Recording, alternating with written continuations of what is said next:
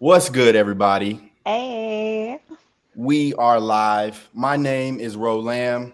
That is Kayla Rainey, and we are back again with another episode of the Rainey and Rose Show. Yeah, we are a podcast for the professionally curious and the creatively minded. And I think that is the first time in 13 episodes I have managed to get that right. And it was great. It was great. Um, like she said, this is a podcast and a live show. We're on YouTube. We're on Facebook. Yeah, we are. Those are the only two places we are right now. We're just And happy. TikTok. TikTok, yes, yes, And yes. TikTok. And TikTok, yes. I think I'm just happy to be back. We missed last week just because some things were, moving and shaking, but glad to be back with you all. This show, we have a very, very special guest. Yeah, we do. Have the illustrious, the prolific Arman Nasim. He is a comic book creator. He's a writer. He's a businessman. He is all of the above. So put your hands together. Let's give a warm welcome to Arman Nasim. Arman Nasim. Yes. I've been called illustrious before, so that was a first.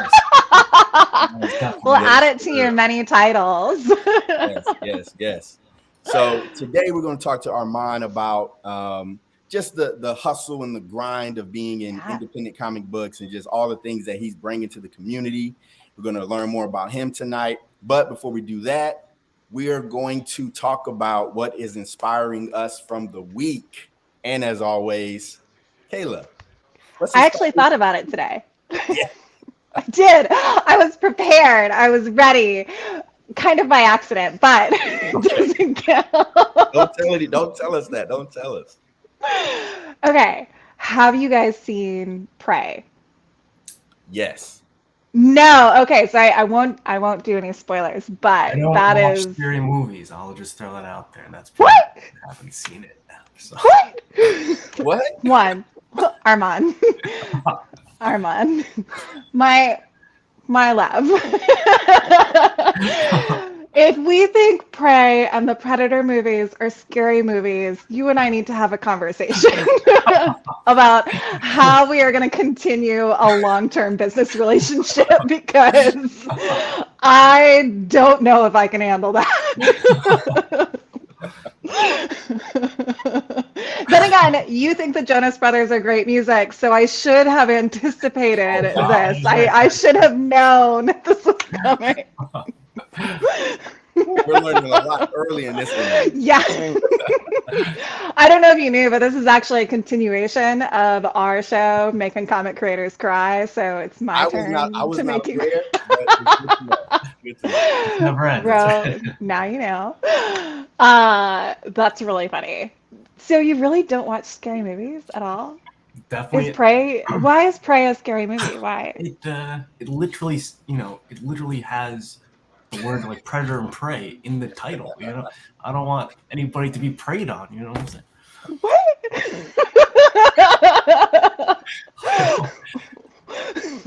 Okay, so Kayla, this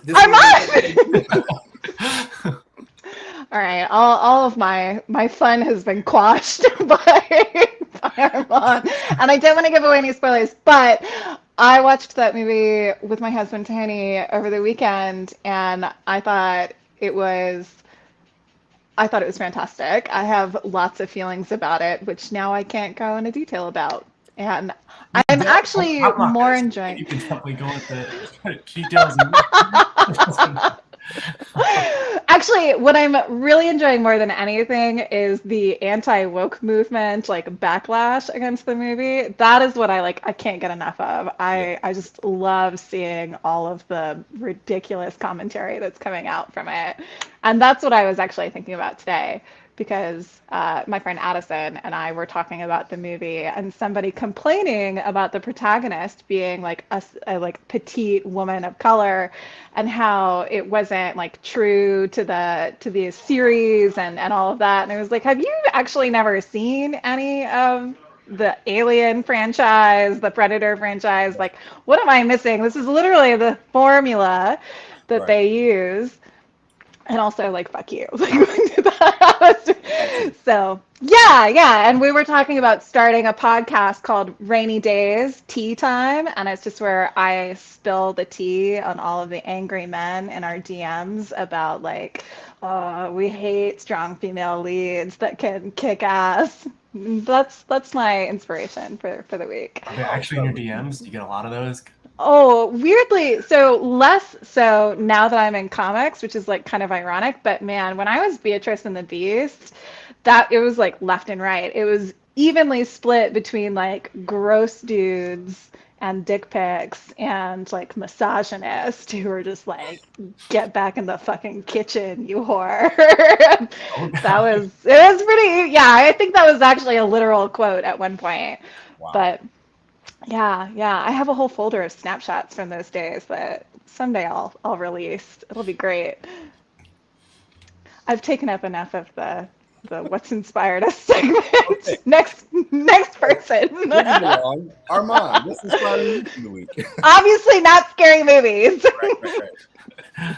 Definitely not scary. I'm more of a comedy guy. For some unknown reason, I like started watching rom-coms this weekend. I have no idea why, but I would say this weekend what inspired me was that I think Ro received a painting. That inspired me. Ro inspired me the first time I met him, and I was like, to have both of our to cement our creations in one painting was meant a lot. So yeah. Ooh. Yes. So I actually haven't shown Kayla yet. I know. I was like, wait, I don't know about this. Yes, I haven't shown Kayla yet. I will make sure that I do show Kayla. But yes, I got it in the mail, and I was like shocked. I was like, I cannot believe that I have a painting of Scarlet Rain. I mean, it's dope. I was like, yo, I got to get on, like, I got to be the first to back more campaigns if this is what it looks like. You know what I'm saying? Exactly. Yeah, no, it was super dope. I appreciate that, bro. Appreciate you sending that and doing that. That was definitely a great surprise. I definitely appreciate that. And my I favorite might actually cry. My favorite part was the handwritten letter that I had to. A handwritten note I had to write to Ro. That was not easy. He went all So what you're saying, Arman, is that you're actually trying to star in your own rom-com with Ro, and this is how this whole thing is coming about. The romance has begun. I knew it. I knew it. I am so here for this. The romance has begun. It has begun. We are in a full-on movie. I love it. I love it. So yeah, so Ro.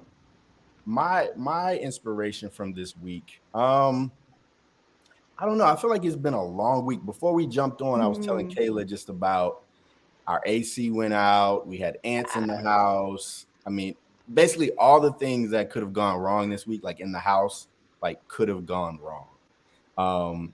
And then put that together with school started this week for my kids. If you don't know, I have 4 kids. So 3 of them are in school. So we're figuring all that out and getting used to these new schedules and getting used to the, hold on, this is solo nerve. Yeah. You and Kayla. Yeah. She don't rock with the rom-com. It's okay though. She would watch our rom-com. That's what she's saying. Yes, you two, obviously. It's not like I like rom-coms either, but hell yeah. All right. Okay. I can respect that. Ticket sales for the win. Yeah. So I don't know. I feel like it's just been like a whirlwind of a week. And today I actually had a chance to sit down and actually write. It was like I got a good 4 to 5 hours and just wrote. And that felt amazing. I just allowed myself to play and, create and just not put too much pressure on myself. And I feel like I got a lot done. I felt very productive. And so, I don't know. I just feel inspired by, sometimes things get difficult. And I think sometimes the key is just to keep going and keep pushing. Obviously, sometimes you have to rest. But sometimes it's good to know when, like, look, it doesn't feel that great right now. But if I just continue to push, there's going to be some reward on the other side. So Yeah. I just felt really good today about that. And yeah, I felt good. It feels good. Does anybody else have anything they want to say about their week? I don't think so. I think that's the perfect like segue into we're talking about pushing through to that grind. That sounds Indie a hustle. lot Let's go. Let's like go. Let's what go. we're talking about tonight. Yes. So, Arman, I think the first question that I want to ask, I just want to hear, Arman, how you describe yourself, how you introduce yourself. What's your origin story? Who are you, Arman Nasim? My origin story. I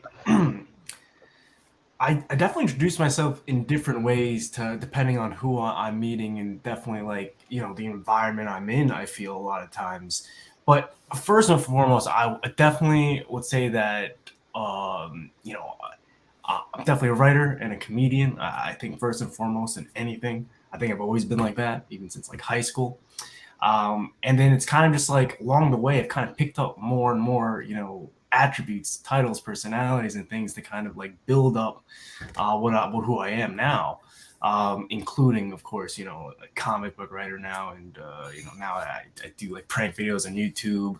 But then I also, I'm in the music industry, and I do like different business things. But I would say that, a lot of fitness things as well, just everything, it just kind of all accumulates.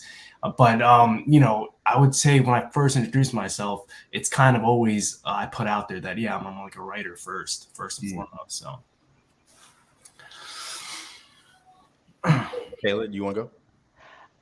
So I think that's really interesting that you have so many hats because I feel like that's really classic to an indie creator in our industry, right? Like we're all a gajillion different things and like how do we introduce ourselves? Well, first and foremost, like this is what I am. And usually it's the thing that like you love and that you spend the most amount of time doing and that you're super passionate about. And like I know as an artist that works with you in your role as an author and as sort of like a project manager and coordinator, that is the thing that I see you like most often in that mode.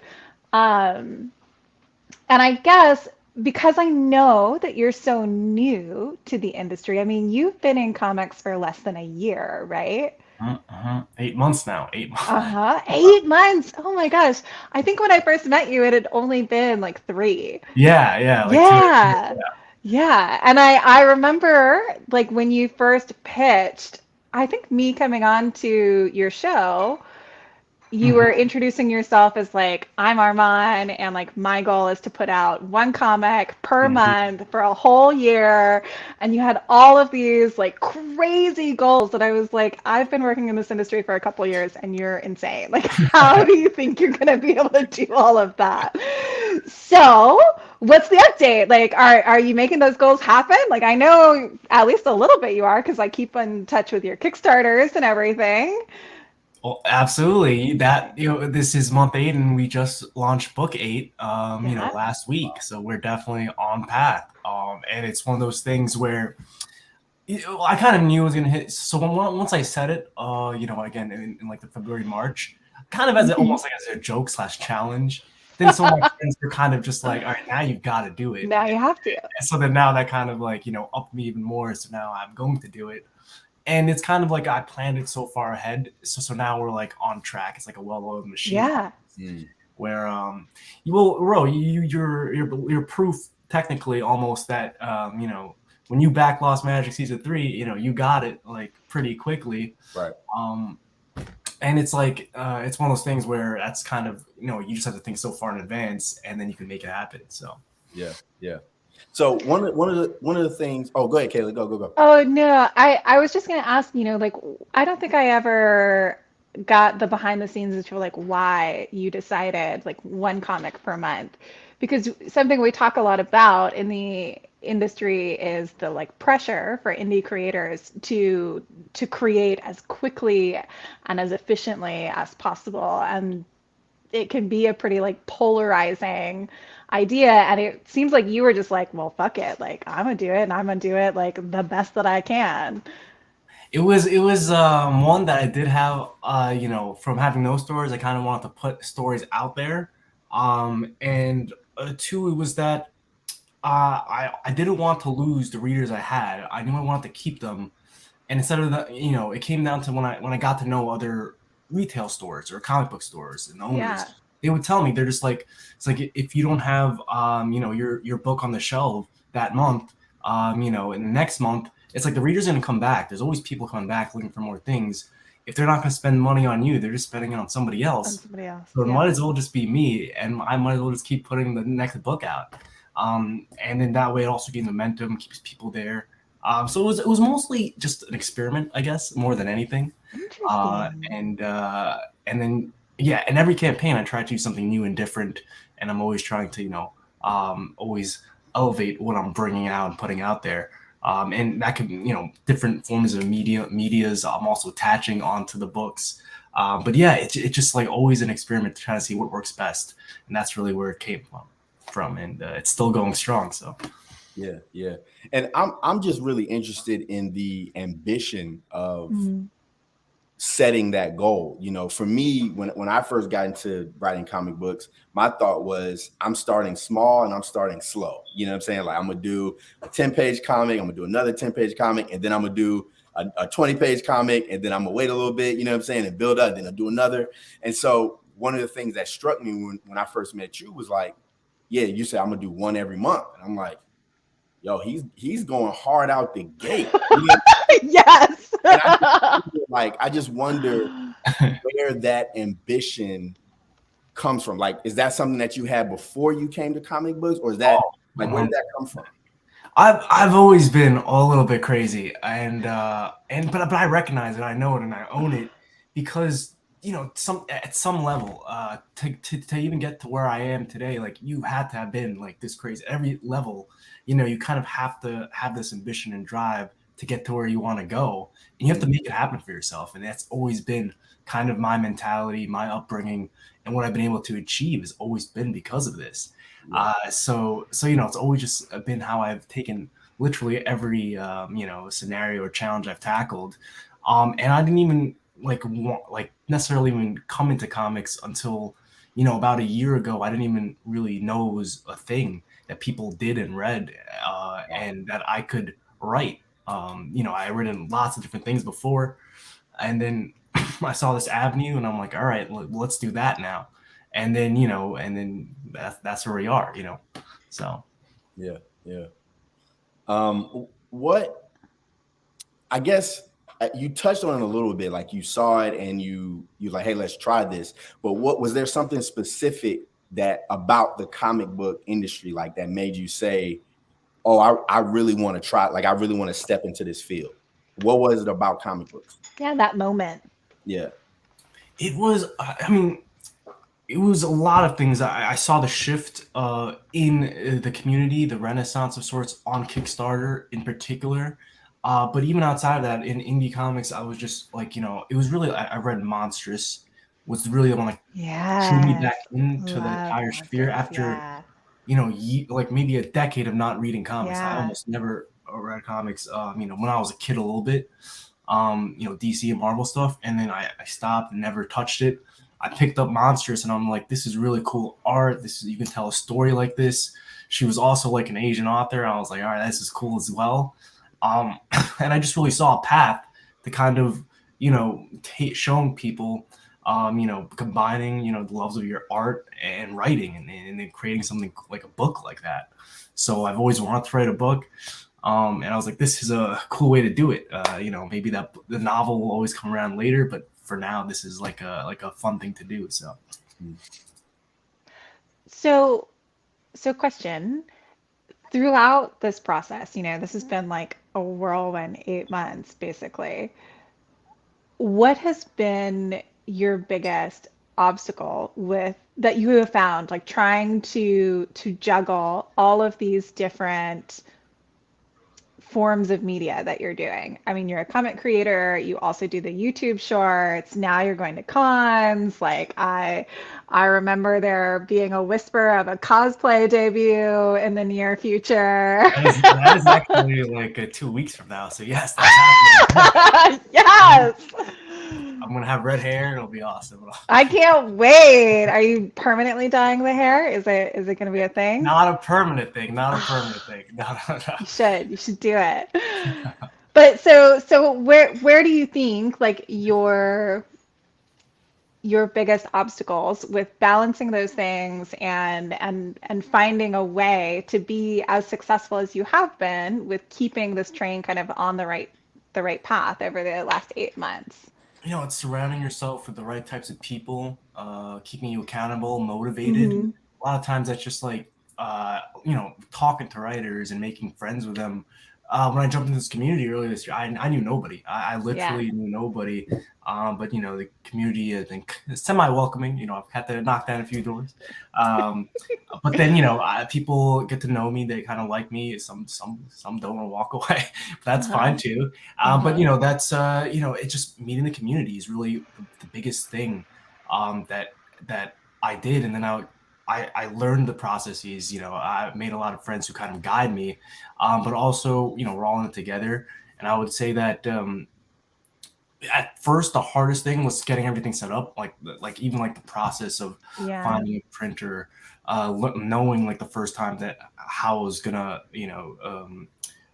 what software to use for like mailing and stuff like this. Like there was like a lot of things you have to set up, but then once you set everything up and you spent the time in the beginning like choosing a printer and all this fun stuff, and then once that takes time, then now everything is like almost automatic. It's like a well-oiled machine now, where now I kind of already know where everything that's going to happen. So it just helps speed things entirely. And then I build relationships with the printer. I can call them and I know that they're going to put it through for me real fast. It's called charm, So, and all this fun stuff. And then you meet people at the cons, and then they're very, you meeting the fans. That's awesome as well. And then I made friends with cosplayers. I didn't even know what cosplay was, to be honest, until like 3 months ago. So, and then now I made cosplay friends. And now here you are. And now I'm gonna step out in red hair in like 2 weeks. So we'll see what happens. And shirtless, right? That's last time I talked to you. It was like, I got to go to the gym. Like, I'm getting ready for this. This is where Ro comes in, and it's the meet cute in the rom-com. Y'all got the whole script, the whole screenplay. Yes, absolutely.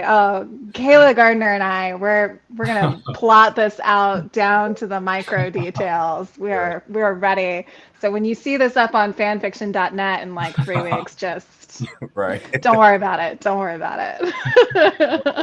Hilarious. But yeah, I think so one of the things that I think is really interesting about listening to you talk about the process is that I feel like some of the things that and you can correct me if I'm wrong, but I feel like you have certain skills that I feel like a lot of authors don't have, especially in the beginning of their career. You know what I'm saying? And so like for myself, some of the things that you're talking about, like I still don't have those skills in terms of like, knowing, like building relationships with, like from a business standpoint, like talking to the printers and just setting up systems and things of that nature. Like I talk to Kayla all the time about how I'm now learning the importance of the systems that need to be in place for me to be successful.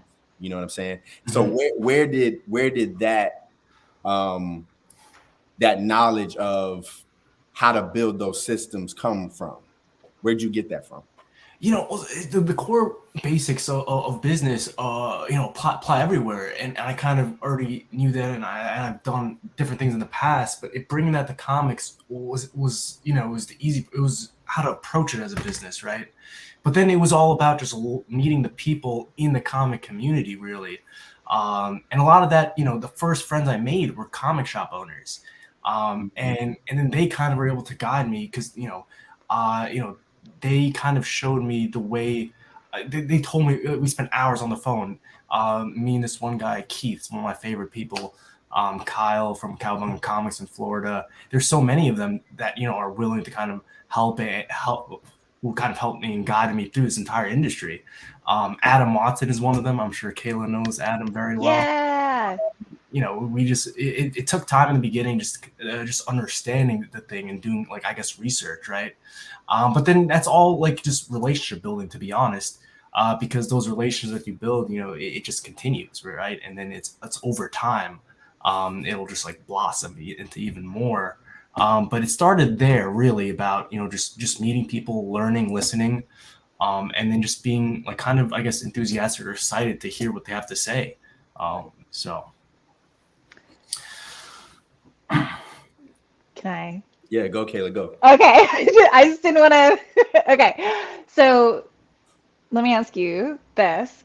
If you didn't have those previous experiences, so like for instance, I know that like you went to the NYU like School of Business and your background has come from a very like highbrow business oriented industries.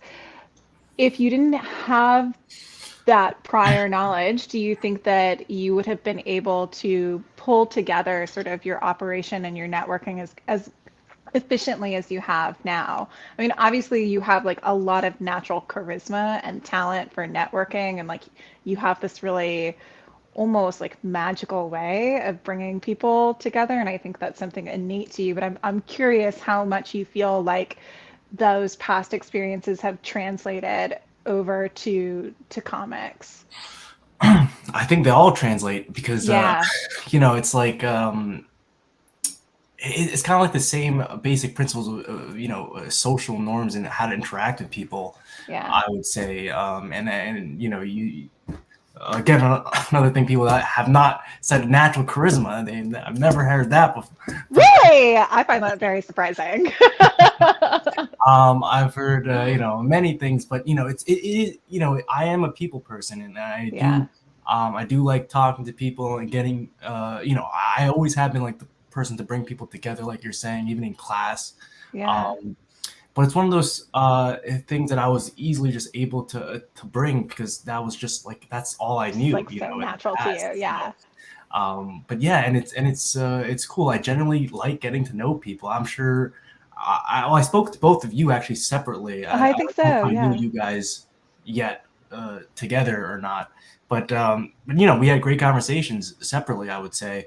And then that was awesome. And yeah, I mean, I didn't even. I think I found you through Instagram, I and then think I was like, so. all right, this girl seems cool. I'm gonna reach out to her. And replied, and I was like, all right. A lot of people don't reply, but the ones that do, they're great. So. I think it's really funny as somebody who is like, despite what you may see on this podcast, like deeply, deeply introverted. And I think an industry full of like seriously introverted people, it's so funny to meet somebody as like naturally outgoing as you. It can kind of like take you aback a little bit. Like I remember the first time I met you being like, oh, that's a lot of energy. Okay.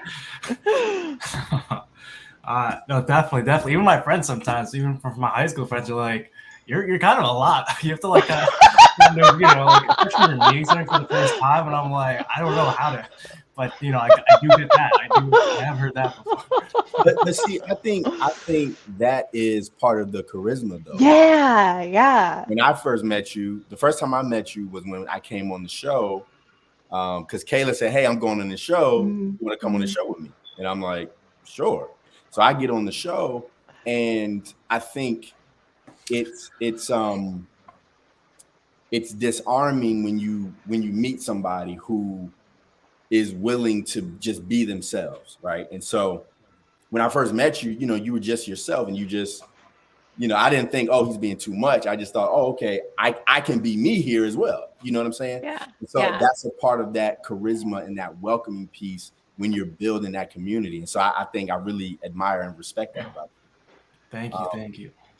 And I also want to ask you, so with your background coming from business and having all of these, the education that you have, what would you say to an author who wants to be successful but may not have those same, educational things, Like right? Like tools in their tool yeah, belt. right. Yeah, Like, what would you yeah. say? How do you think they get that? You know what I'm saying? Hmm. Well, I would say just practice. Practice is the best, Mm, literally the best medicine or way to do anything. Yeah. And it's like simple steps. even when I still go out on the streets of like New York City and I do like prankster street interviews, it's still something that I'm getting better at, just interacting with people in general. But it's one of those things where the more you do it, the more you talk to people, the better you're gonna get at it. I would say the same thing about any writer. And it's funny because there was one time wanted to go into grad school for writing a few years ago, and I was looking at it and I was thinking, they only accept maybe say like 100 students or something, Yeah. Per grad class, right? And something that interesting that I in all my research it came across, that the 100 people they choose, they didn't. It's not because they went to that school that they were successful and they were great writers and they published books. It was because they were already great. Those 100 people were already great before they even came to that school. Yeah. And that's the way I feel. So it didn't even matter if they went to that school or not. They would have been successful and they would have whatever. And it's kind of the same thing here. It's like, yes, I had that education, but I was this person before I had that education. Did it amplify a little? Did it build a little bit more on top of it? Sure. But the core was there, and then you can always work on that core, like just practicing daily interactions, writing daily like you were doing, Ro. Like I don't even write daily. It's something that I try to make time for, to even get a script out, as Kayla knows. It is not easy for me to do, but it's something that you have to kind of just keep practicing, do more of. So. Mm-hmm. I know we're edging over our time here. Do you have time for one more question? Yeah. You're asking me or telling me or I got time. I'm good. I know you have time. You're on our collective time. Right. Arman, do you have time? Yeah, sure. So with everything that you're doing, what do you find yourself most excited about at the end of the day? Like, is it your comics? Is it your comedy sketches? Is it like what you're doing with ComicCons? Is it just your writing in general? I get excited over everything I'm doing, no matter what it is. That doesn't surprise me at all. This is just one piece of who I am, to be honest. And it's funny. I think Kaylee maybe only know like a little bit of whatever else I do, but like there's just so much else that I do, even on a day-to-day basis. Like between my friends and going to the gym and like running and like the hiking and all this other like fun stuff I like to do. I would say like comics is only like one part of my life, but I do bring the same energy to that I bring to everything else. So sometimes people think that I like really am into comics. And it's funny, sometimes I'm not, it's again, I'm into it. I would say I'm not really into, people get crazy about it. I'm not like an intense collector or anything. I really only read now like other indies, like crowdfunded So I'm not really that crazy about it. When I go to the what's it called, the cons, I enjoy them, but I don't actually know the other cosplay who they're dressing up as. I don't actually watch those animes, but it's fun. It's a fun environment to be in. And it's I'm trying to jump in a little bit more and more. So. That is so funny to me. I feel like maybe the three of us are kind of this little part of this very particular breed of indie creators where we didn't start out as super nerds, but as we get older, we're kind of like, oh, I guess I'm part of this club now. Like, how did I get here? Like, because Ro and I talk all the time. Like, Ro said the other day, he's like, you call me a nerd more than anybody in my life has ever called me a nerd. I'm like, it's because you like the same things as I do, and I know that I'm a nerd. You don't end up. Yes. I remember you called Ro a nerd on this show, and I was like, Ro was not a nerd. I was trying to defend Ro from the side. Word, word. No, you just have to accept that we're all varying degrees. We're like different little subspecies under one big genus of nerd. Yeah, no, I mean, I think it's cool being a nerd. I just think I've spent so much time like hiding my nerd Yeah, that yeah. like I was telling somebody the other day, like I watched Fresh Prince of Bel-Air and I purposely said, I'm trying to be just like Will Smith. So like that's who I've tried to be like my entire life. Yeah. So that's how people see me. But Mhm. deep down, I'm watching the animes, I'm reading the comic books, I'm reading the novels. Yes. You know what I'm Yes. saying? Like that's who I am. So it's really interesting. Um, but yeah, so we have come up on our time. Before we get out of here, I know Armand, you have a Kickstarter going right now. Yes. It's still going? Always. It's still going, right? Yeah, yeah. Yeah. Mhm. Do you want to plug that real quick? Absolutely. I have a little thing here. Her name is Lunar Smoke. Boom. She is the Yes. Sheriff of the Moon, and yeah, so she's on the moon as the moon. It just formed this new colony.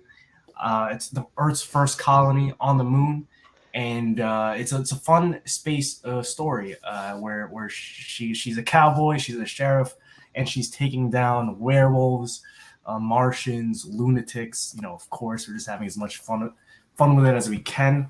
And I actually have the entire original artwork. Oh my gosh. We're seeing Look at you. pages. Let's Love go. it.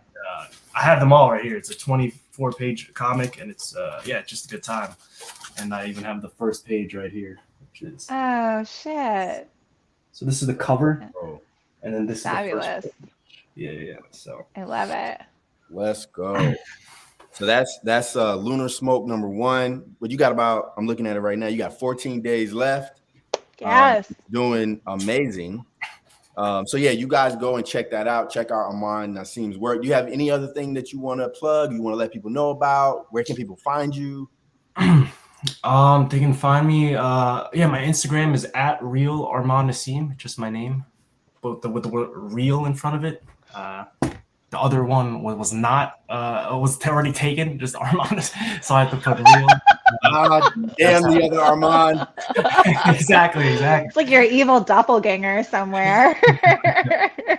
So follow that. Submarine Treehouse, if anybody's at all curious. Me and actually Kayla over here have a making comics creator cry. I do. And we're getting better at making people cry, I feel. Is what Danny privately cried with me afterwards last right. time. Yeah. So we're getting better. And check it out. We're trying to do one a month. And it's coming out soon, I guess. With Adam. Mm-hmm. Yes, with Adam on. Mm-hmm. Yes. Dope. Well, again, everybody, check out Arman's work. Yes. Before we get out of here, I just want to say, like, Arman, outside of the comic books that he's making, he does an amazing job of bringing the community together. Yeah. You know, on his show, he has like panels of just creators coming on, talking about their work, talking about pop culture, talking about everything that has to do with the indie hustle. And it's just really cool watching. I just love seeing creators give back to the community and create space for the community. So definitely check out his work, support what he's doing. And before we get out of here, if you liked this conversation, you like this show, like, subscribe, share it. We're on TikTok. We're on Instagram. I think we're on Twitter. We're definitely on Facebook. So, are we definitely not on Facebook? No, we're definitely on Facebook. Okay. We're on Facebook right now. I know we're on TikTok, and I know we're on. But yes, like, subscribe, and share. Kayla, do you have anything you want to say before we get out of here? I don't think so. Other than I want to like reiterate what you were saying about like Arman. I think what you're doing, especially within the indie community, is really special. Like I've met some people just through like networking with you that have become like very special creators to me that I've like gotten work from, that I'm collaborating with. Like being a part of your sort of sphere has been a really positive experience for me, and like I love the comics that you're putting out. Like I get really excited every time I see all the hype that's happening and how much energy you bring to it. So I think what you're doing is really special, and I fucking love that. Like if you can support that in any way, for like our people who are fans of us, then you're definitely going to be fans of Arman, like hands down. Sure. For sure. So thanks again, Arman, for coming on. Thank you to our supporters and our listeners, our viewers. Thank you so much for being here. We will be back next week with another episode. And with that, we are out of here. We love y'all. See you.